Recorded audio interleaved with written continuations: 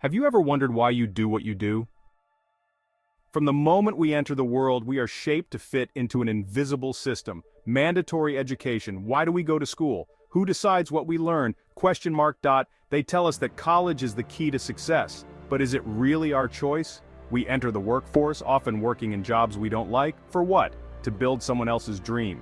Meanwhile, the boss might be enjoying a vacation on the beach while you're still working. This path we follow from childhood is no accident. It's part of the modern education system known as the Prussian system.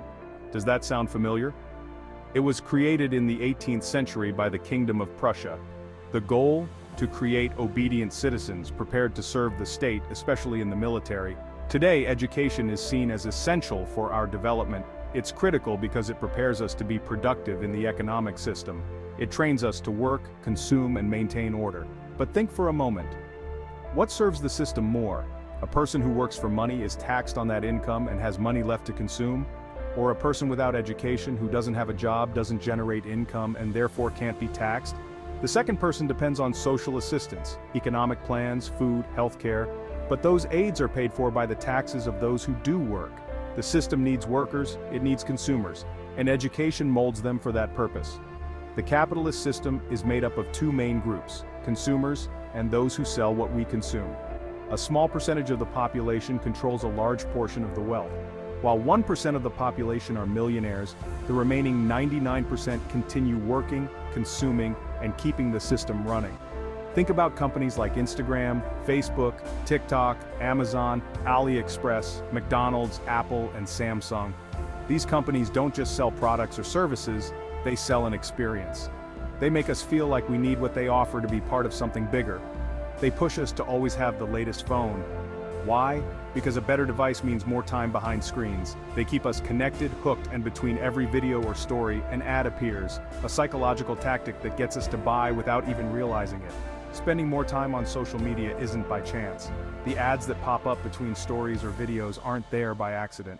We're bombarded with images, products, and services that make us think, I need this. And then there's the fear.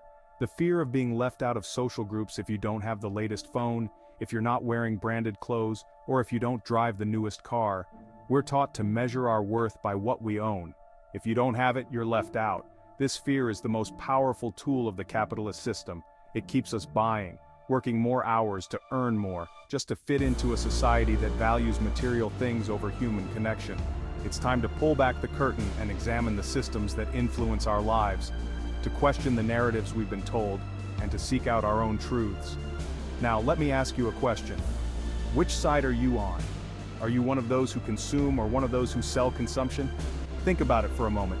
Every day, every decision you make, are you buying something or selling something? You have the life you want, right? Or so you think.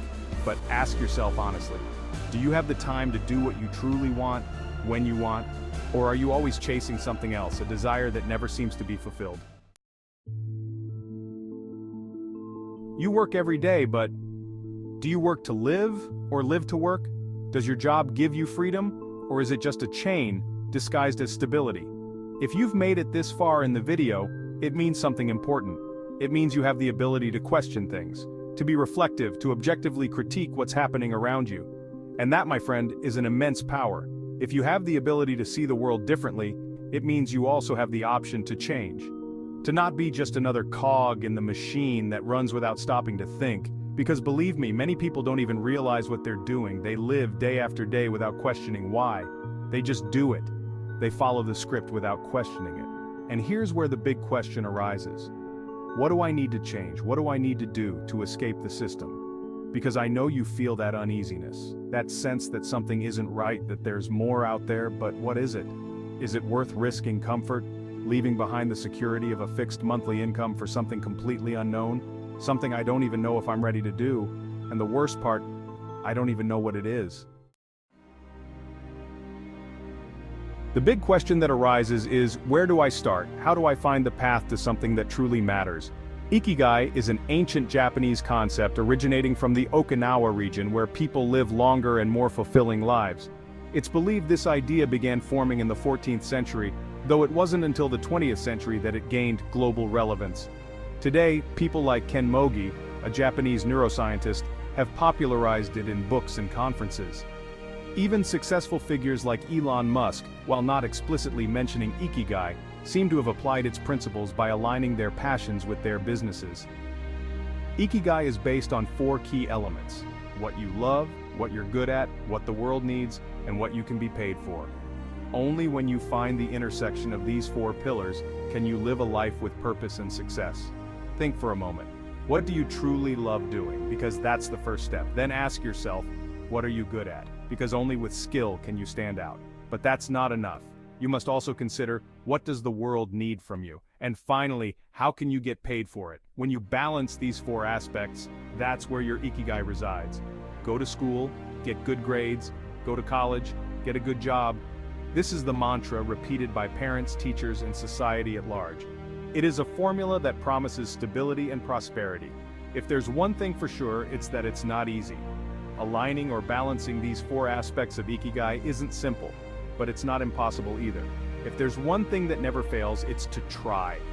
Take the initiative, try something new, something different. Obviously, this involves stepping out of your comfort zone. I'm not saying quit your secure job and throw everything away.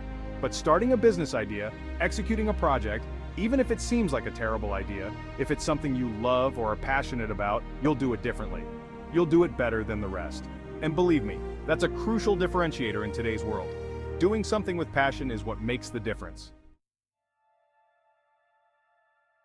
But don't think everything will be a bed of roses. Not always. Failure is part of the journey, and the most important thing is to learn from it. To be aware that failure isn't bad, it's good. On-screen text. Failure is a teacher.